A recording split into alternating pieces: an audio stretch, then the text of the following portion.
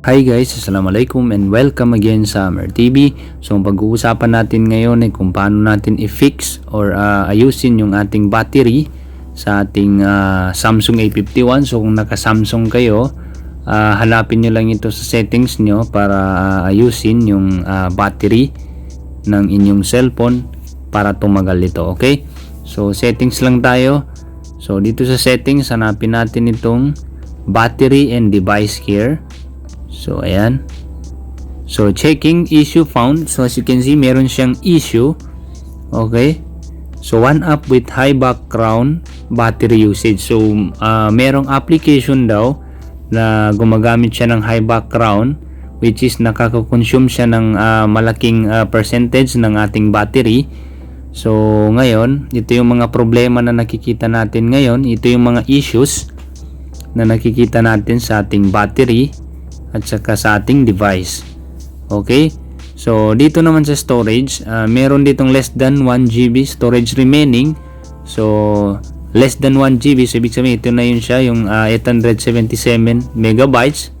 Okay, so dito naman sa memory, so 1.3 GB available. Okay, so meron pa tayong free space na 1.3 gigabytes. Okay, so ito is scan needed.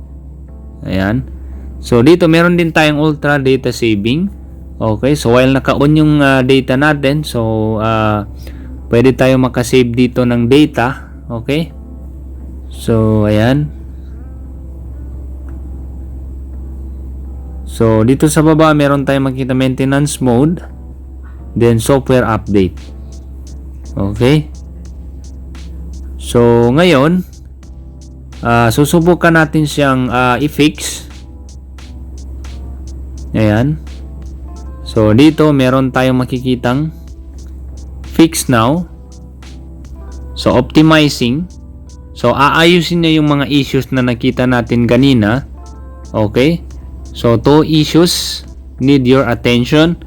So itong less than 1 GB storage available, and then yung one up with high battery usage. Okay, so ito lang yung hindi naayos dun sa mga issues. So lahat ng naka-green dyan, so ibig sabihin okay na yan siya. So continue lang natin. Okay, so ito one battery issue. So yung IMO natin o yung IMO na application, so pwede natin siya i-deep sleep. Okay, so gumagamit kasi siya ng high battery usage. So deep sleep lang natin. Ayan. Okay, so storage almost full. Okay, so napu-full na yung ating storage. So kaya nagahang yung cellphone natin dahil yung storage natin is napu-full.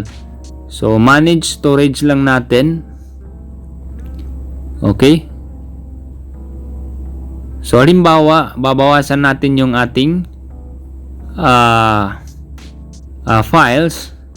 So as you can see dito sa trash, meron tayong 400 megabytes. Okay, so sa gallery, so yung mga trash, pwede na natin siyang i-delete. I-delete na natin yan, i-empty lang natin kasi sayang din yung space. Okay, ayan. So balik tayo dito. Okay, so great. Ayan. So okay na siya. Ayan. So meron tayo ditong app protection. So we can scan it kung kinakailangan. Ayan. So mag-scan lang tayo. So ito is protection sa ating device para dun sa mga viruses na pumapasok sa ating device. So try natin siya scan. Okay, so lahat ng applications ay i-scan niya one by one kung saan ang may problema. Okay, so ayan.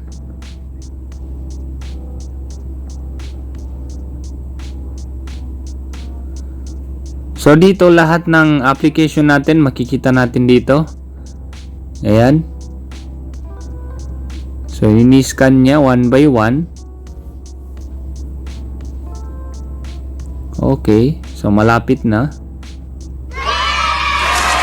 Okay, so no threats detected. So, ibig sabihin, walang problema sa ating application.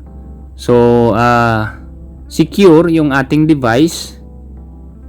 So, wala siyang problema. So, no threats found. Okay? So, I hope nakatulong ito sa inyo. Thanks for watching. And don't forget to subscribe to Amer TV for the latest videos na aking i-upload. Sukran and wassalam.